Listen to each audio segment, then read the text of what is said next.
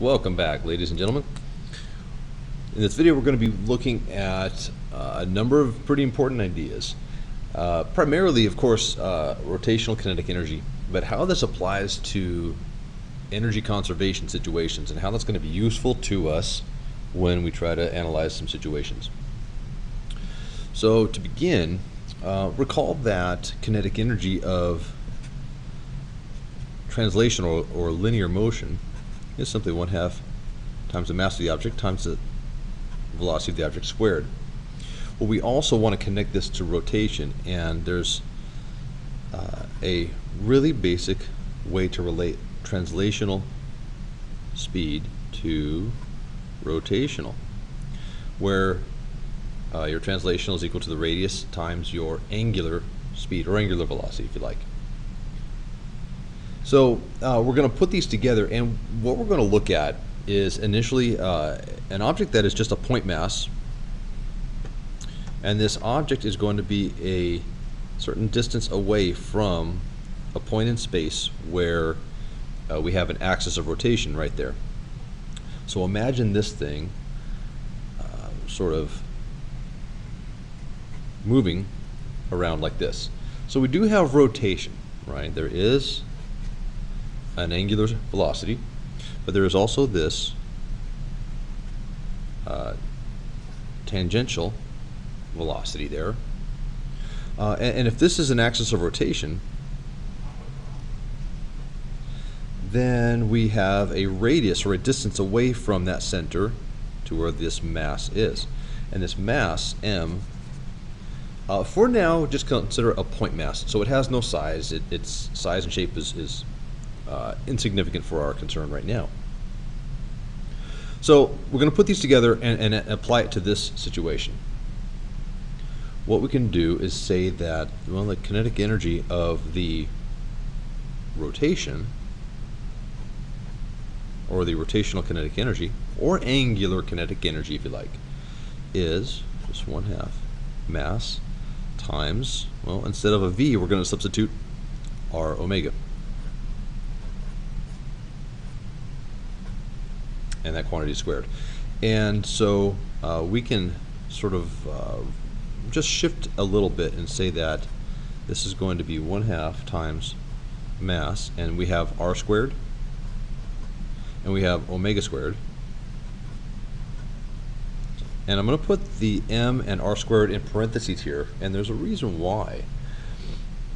So we can see a couple things. First of all, the kinetic energy of rotation depends on the angular speed, but it also depends on the distribution of the mass. So not only the amount of mass, but where that mass is located. Here we designate that the mass is located a distance r away from an axis of rotation. If that location changes, in other words, if r changes, well, then we would have a different amount of rotational kinetic energy. So what we say is that the rotational kinetic energy depends on the angular speed, but also on the distribution of the mass. And we can look at this and we can say that these, we have two equations. Here's an equation for linear, and here's an equation for rotational kinetic energy, and they are quite similar. If I write them next to each other, there's one,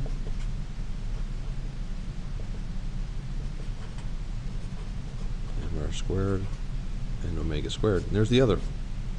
And you look at this, and you have to acknowledge that they are similar. And there's something interesting here. Of course, the v and the omega, your translation or tangential, it is tangential, I suppose, velocity, but also your angular velocity. But more so here, look at what's going on. We have mass here, and we have what we're so far calling distribution of mass here. And this is interesting. So what you're going to want to think about is, for this whole quantity, it has a name, and its name is moment of inertia.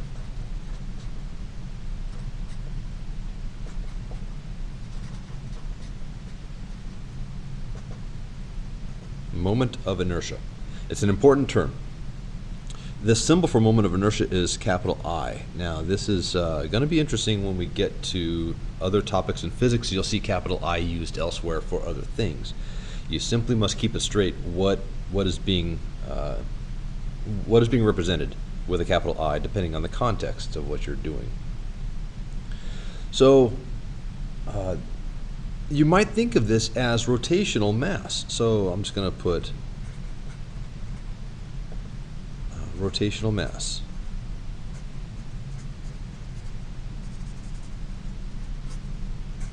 That's not a very strict scientific definition, but if you imagine this, imagine trying to hold a long stick by the center and try to wiggle it.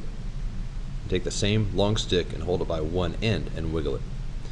And what you should notice is that it's actually easier to change the motion, wiggle it back and forth, holding it in the center. And it's harder to do that wiggle back and forth by holding it at one end. With a pen, it's not so obvious. Take a long stick and you would notice it dramatically. So here's the deal though. Remember that our situation is pretty specific. We're looking at a point mass rotating around an axis, a certain distance away from that axis. So the value of I in this case is mr squared. But you want to make a note that I will not always equal mr squared. It's not a general thing. That is specific to this situation with a point mass. Please, please, please keep that in mind. The moment of inertia, actually has a slightly different value when you're looking at other situations where something else is rotating. Okay, so I just got stymied by my papers. Hang on.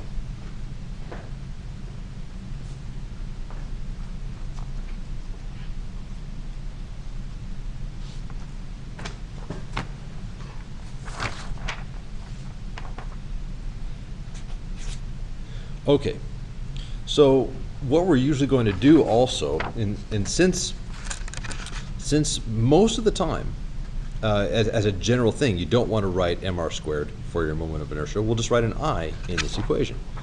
So we will have the rotational kinetic energy equal to 1/2. Shoot, I wrote an M. Sorry. 1/2 I omega squared. And this is where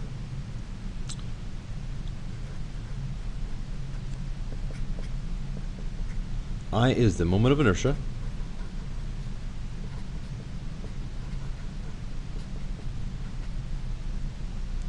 for that given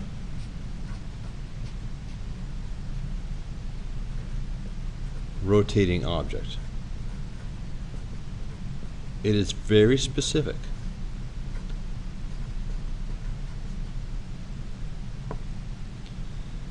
The value of I changes if you're talking about a different shape and size of an object. For example, if you're talking about a rolling wheel, which is very much like a hoop with a big empty space in the center, compared to a solid disc that is rotating, or to a rotating sphere. All these things have a different value for the moment of inertia. We're going to look at a little bit of that. And then there's also a bunch of the specific details in your textbook. So for the point mass that we were considering, it's located the distance r away from the axis of rotation. For the point mass, the moment of inertia is simply mr squared. No big deal. The precise value does change. Keep that in mind, please. So for example, we'll make that comparison. We have the point mass. There's a center of rotation. There's our point mass. And it's a distance r away from that center, rotating around this way. We could also have, let's say, a rotating solid disk, right? So here's a point mass.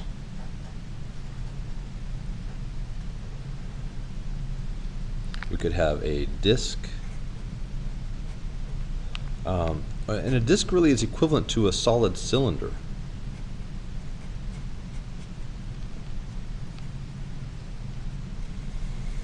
Okay, so bear with me as I try to draw this.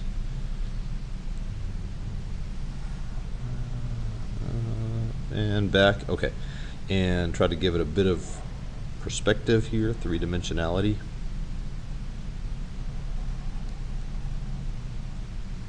Okay, hey, not too bad, right? And a little bit of extra detail here. So we saw the rotation here with the point mass, and essentially the axis of rotation is coming out of the page toward you. Here the axis of rotation is basically through the center of the disk, right? And so rotation happening like that. And there's also a radius that we can identify. There's a radius right there. Now we can also think about a hoop or a ring. This would be sort of similar to a bicycle wheel, or any similar type of object where the central region of the object is open and empty. So this guy is solid material all the way through the center. We're going to try to draw a hollow hoop. Let's see if I can get this guy going. This will be interesting. I don't know if I can do this accurately, reasonably. Kind of get skinny there. I'm trying to give it some perspective. A little skinnier. Well, it's pretty terrible, but bear with me. And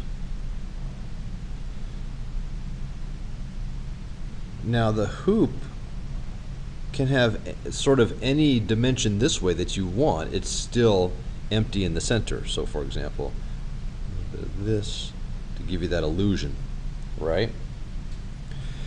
And there's an axis of rotation basically through the center.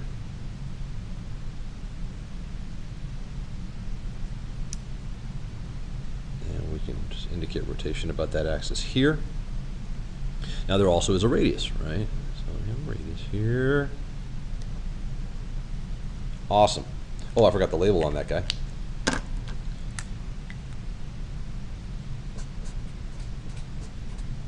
Hoop or a ring.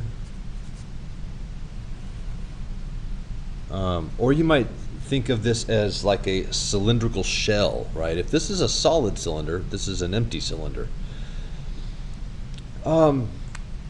You can see that radius is involved in all of these. Radius does matter, but so does where the mass is located. The moments of inertia for these three shapes, I'll show you this real quick. This one for the point mass, you already saw, mr squared. For the disk or solid cylinder, the moment of inertia actually has a value of 1/2 mr squared.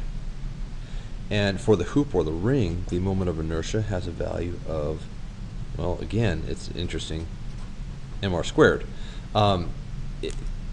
Essentially, what the hoop or the ring is a whole series of point masses that are all equal distant from the center of rotation. So there's a little tiny bit of the hoop or ring right there, and there's all sorts of other tiny bits of the hoop, and they're all the same distance away from the axis of rotation. And it's interesting if you count bits horizontally this way. Well, they're all the same distance from the axis of rotation. And the wider it is this way, well, you're just increasing mass. And if you think about this is just one bit, and it's only, so it's not a continuous hoop, and it's only one bit sideways as well. So you'd have a much smaller mass here typically than you would here, and therefore your moment of inertia ends up being different, and it all works out.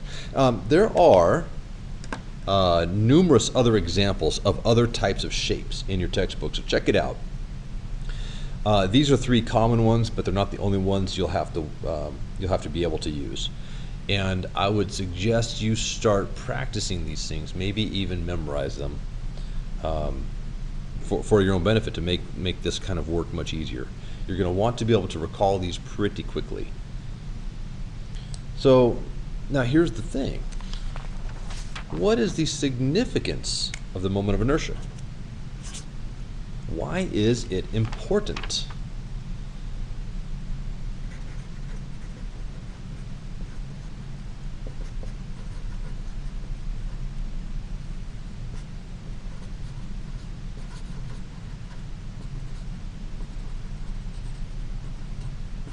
Why does it matter? So if you look at the equations, you can see mathematical relationships. It essentially plays the same role in rotational motion that mass plays in translational motion. So if you recall the equations for kinetic energy, there's translational and then rotational, right? Then moment of inertia plays the same role that mass does in this relationship. The larger the moment of inertia, the harder it's going to be to change the angular velocity of an object. It resists those changes more. And so again, practice getting that stick to wiggle, hold it in the center, hold it at the end. By moving the location of where you hold it, right? Imagine holding the stick in the center and try to change that angular motion. And then hold the end and try to change the angular motion. By moving where you're holding it, you are actually changing the moment of inertia of that object. And you'll notice it's harder to do that. With a larger moment of inertia, it's harder to change its motion. It's harder to change its angular velocity. Now, let's get to how this applies to conservation of energy.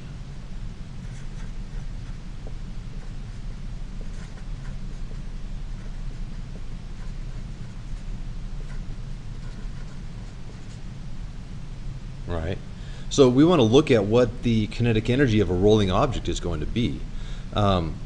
With a rolling object, you have both translation and rotation taking place simultaneously.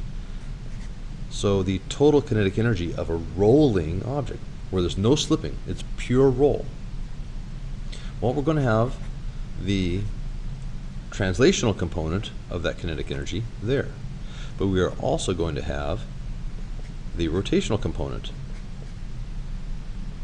of that kinetic energy there. It's just the sum of the two.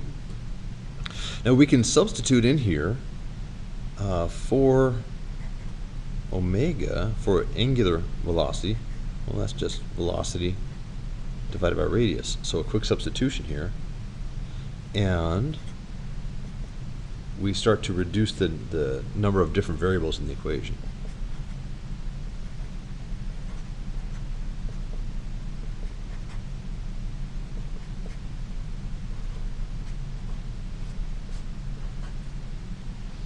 And in your textbook, it does something interesting with this bit. I'll show you where it goes, and then I'll try to explain it for you. It actually does make sense when you dive into it. You end up with 1/2 m v squared. And essentially what we're doing is we're factoring out a 1/2 mv squared from both of these terms. So I'm going to end up with 1 plus whatever's left over here. Now in this side, when I factor out a 1/2 mv squared, I need to recall regarding moment of inertia, I'll put this off to the side for you. Moment of inertia for various objects is just some constant multiplied by m r squared, right? And so that constant itself, if I divide both sides by m r squared, that constant is moment of inertia divided by m r squared. Now I won't know what that constant is. That constant changes from one type of shape to another. And so I really can't use that. But listen, The way I've done this is, instead of having to know that, I can simply work with this. That constant depends on the distribution of mass, right? But if I view it in a different way, you might see this a little better. I'm going to say that when I factor out of this term the 1/2 mv squared, I'm left with moment of inertia divided by m r squared. I'm left essentially with that constant.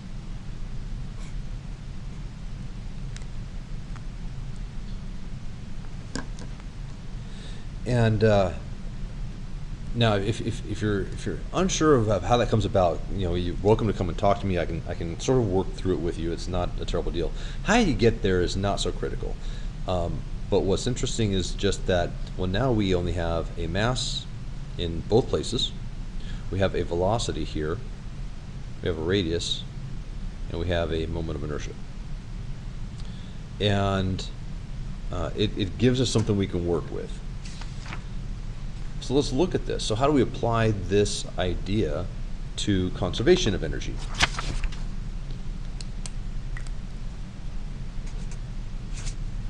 Well, let's take a look at an example where we have an object that's going to roll down a ramp. And this object has a radius r, and at the end of the ramp it's rotating, and we're going to let it go from rest up here at the top of the ramp. But as this object at the bottom is rotating, it's also translating. So there is a velocity here, and I want to know what this velocity is going to be. That's my goal. Okay. So there's some information we're going to need, right? Or at least look at. I know that starting up here, there's no motion taking place. We're starting from rest, but we're starting at this height above the ending location. So with this height, we've got gravitational potential energy and down, but no kinetic energy, either rolling or translating, none at all. It's at rest up here. And down here we've got no height left over. We're at our zero reference line, but we've got both rotational and translational kinetic energies. So energy will be conserved. We have the object allowed to roll down without slipping. Starts at height h, finishes at height 0 at our reference line, and we want to find that final speed at the bottom of the ramp. Since energy is conserved, mechanical energy initial is equal to mechanical energy final, and so mechanical energy breaks down into kinetic and potential. So the sum, oops, that's an F. The sum equals the sum here. But initially up here, there's no motion at all, so that goes to 0. Here, this is pretty easy. We're close enough to Earth's surface. We're not using the universal law of gravitation.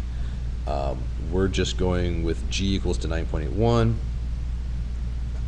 So we get to say that mg y, where y is the vertical change in position there, right? Well, at the end, this kinetic energy now is going to be the total kinetic energy of the object, both rotational and translational. So we get to use this equation. And so 1/2 mv squared multiplied by 1 plus moment of inertia divided by radius times mass squared. Sorry. Oh. Yikes. Yikes. Erase that guy. How about we do mass times radius squared? That looks much better. Sorry about that.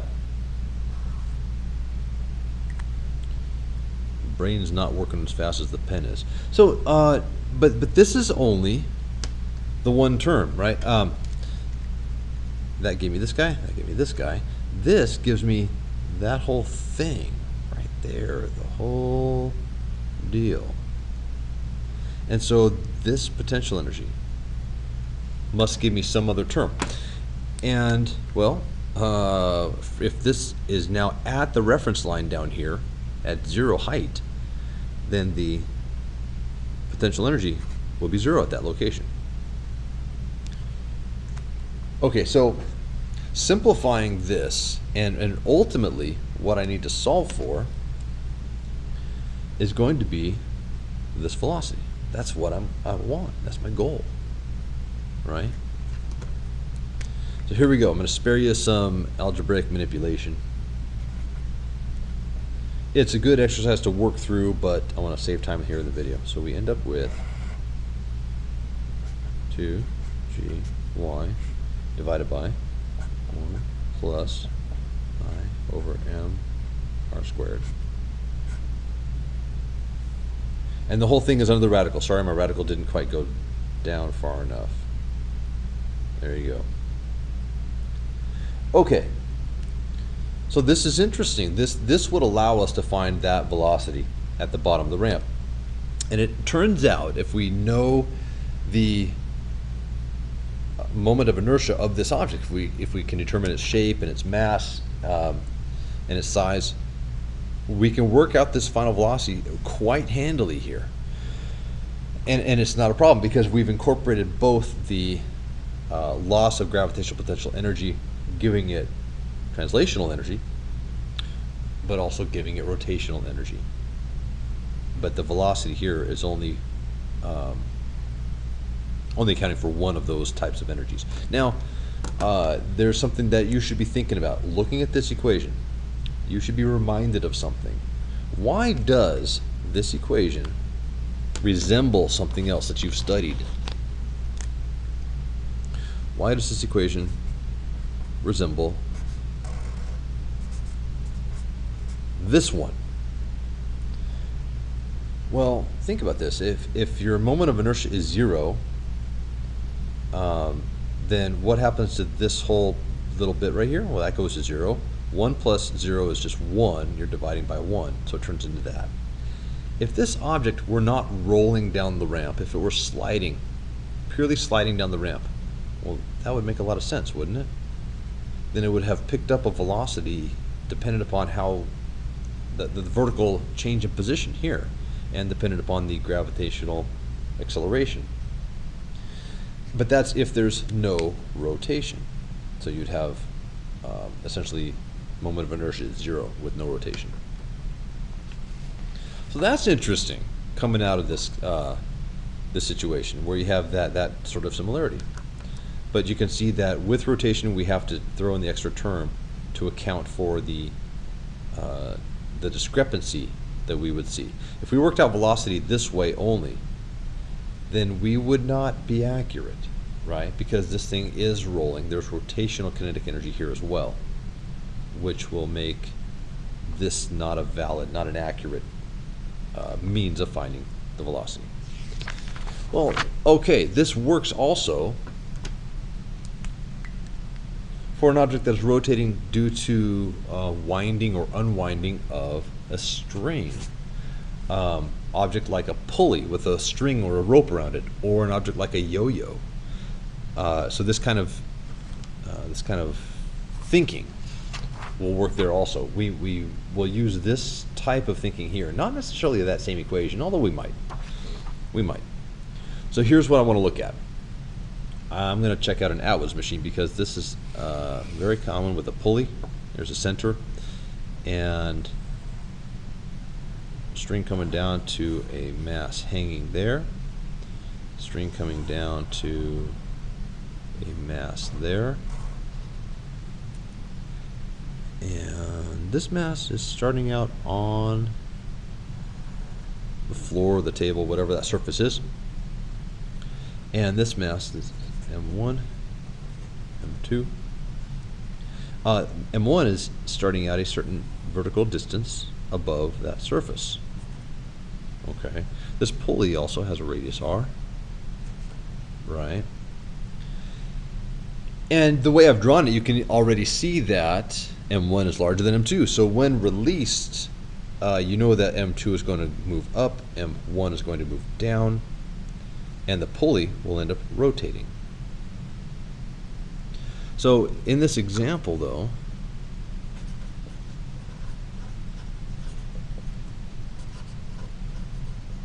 let me be specific here for you.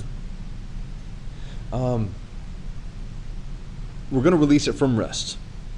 So just jotting down some basic information. Release from rest. The two masses, M1 will be 5.0 kilograms. M2, let's 3.0 kilograms. Let's make the height of M1, the initial height of M1, 3/4 of a meter, 0.7. The pulley's radius of the pulley. Let's give that a radius of 12 centimeters. Not too large, large enough. Now here's the thing, we of course are going to have a question we have to try to answer. So when released, M1 falls and hits.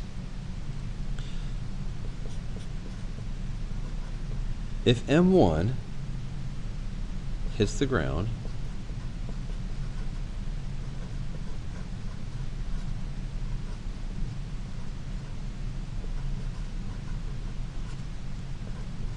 with a speed of 1.8 meters per second, then what we want to know is, what is the pulley's mass?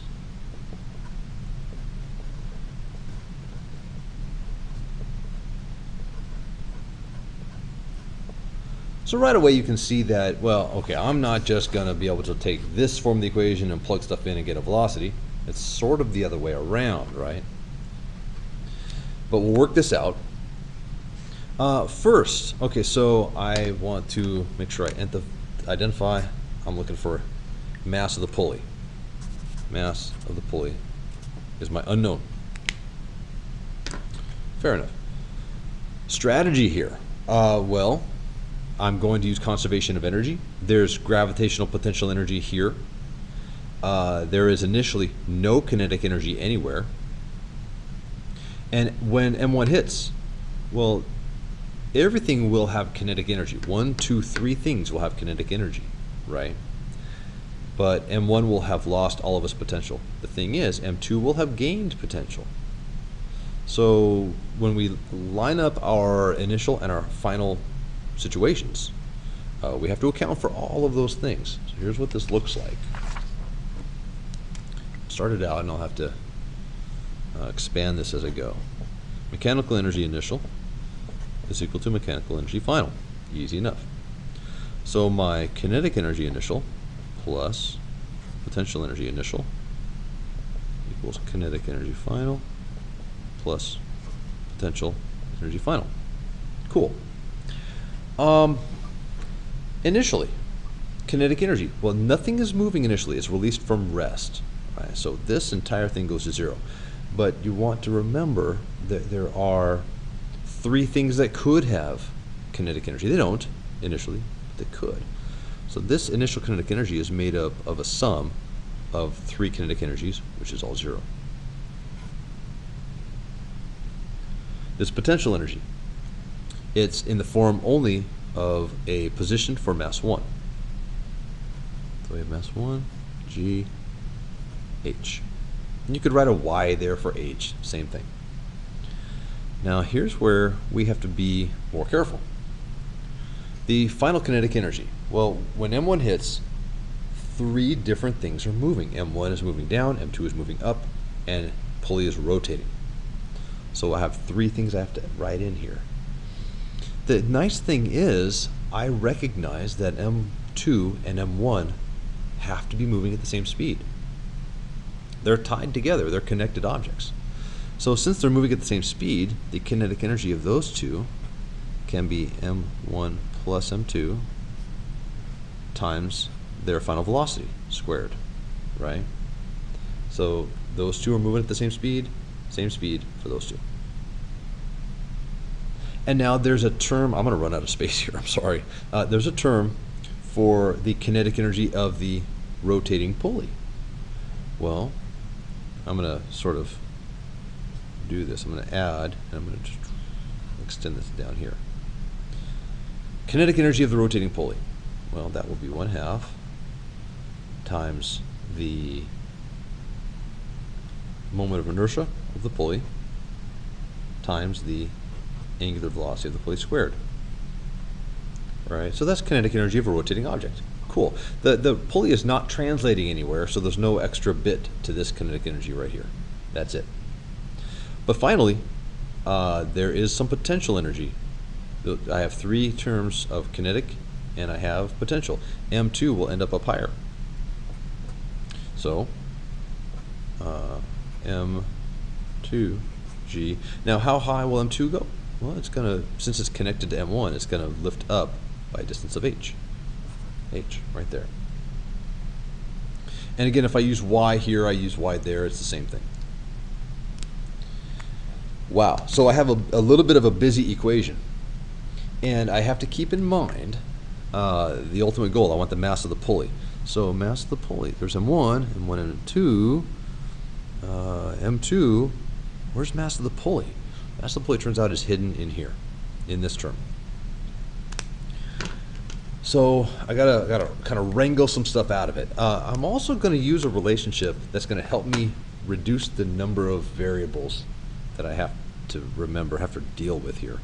That relationship, if you recall, is just this one. Velocity is equal to, where'd my strategy go? Okay, so, sorry, it's equal to that.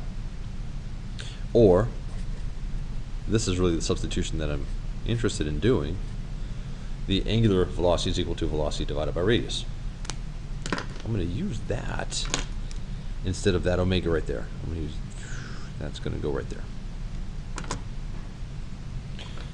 And so I'm going to try to write this all on one line and get rid of extra stuff, and we'll begin the process of simplifying. So here we go. Don't have to rewrite it 0. I'm going to write M1 GH, and my equal sign is going to be way over here on the left, and I'm just going to try to line everything up here.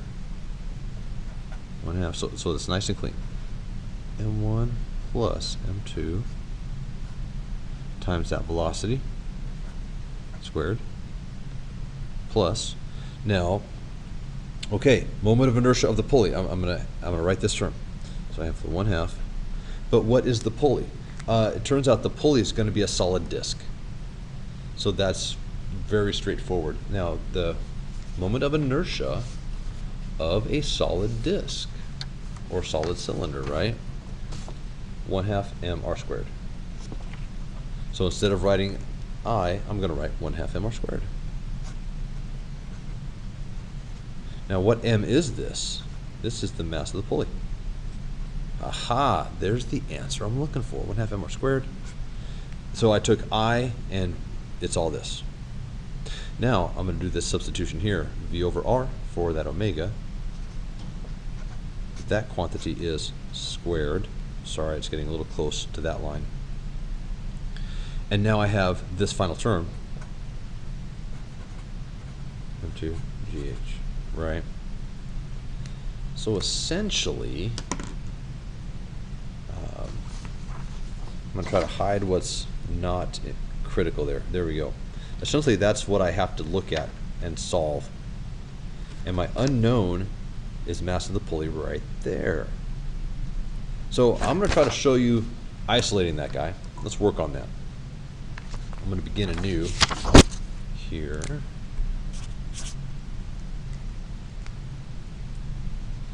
And so, I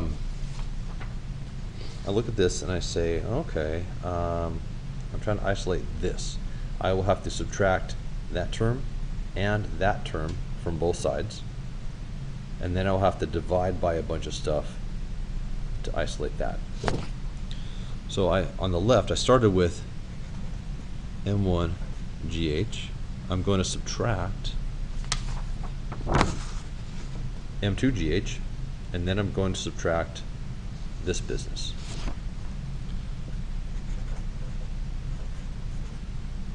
And that looks cool because I can actually factor out the GH, and it will simplify a bit. So subtracting the other term, this business from both sides. 1/2 m1 plus m2 times v squared.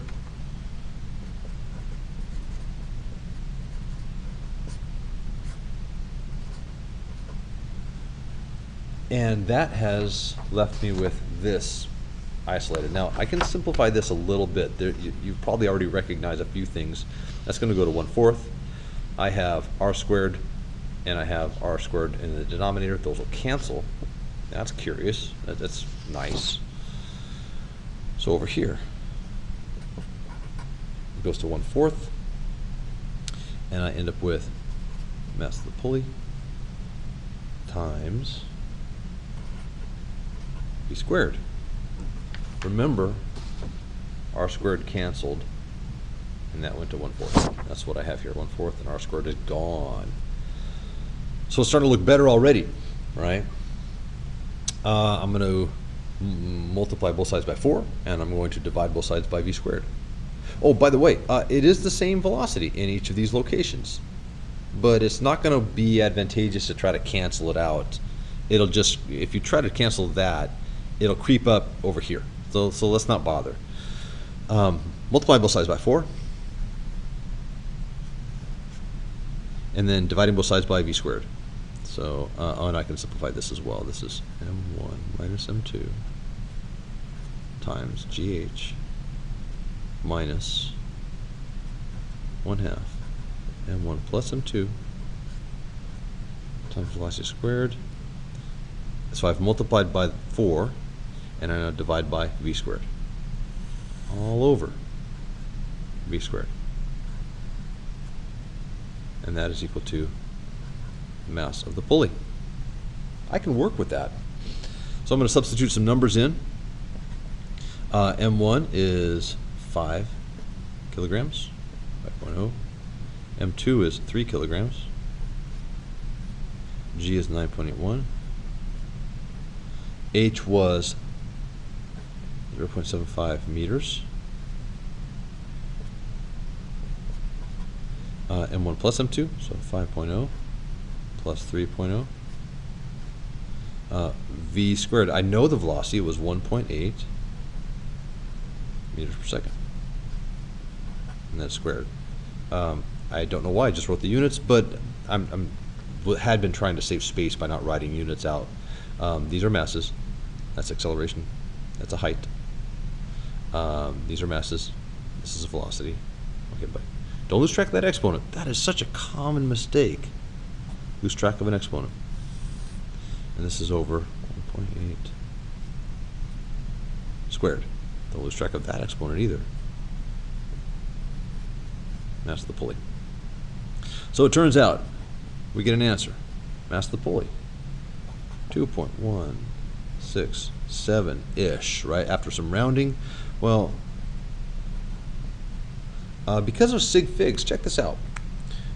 Some of the numbers with the smallest number of sig figs are your masses, and also this height. And this velocity, by the way, they all only have 2 significant figures. Let's round the answer to 2 sig figs. 2.2 kilograms. There it is. So what started out looking like a simple problem, we just wanted to know the mass of the pulley by analyzing motion of this system. At first simple, looked like it grew into an enormous nightmare of a problem, and then turned out it shrank back down to what you might call a modest, very manageable kind of problem. No big deal.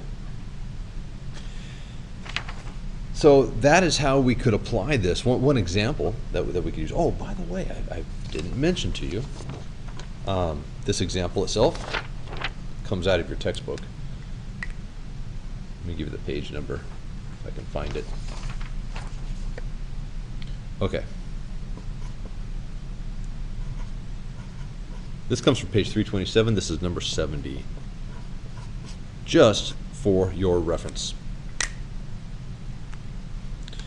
So that's it for now. Thanks for watching. I'll catch you next time.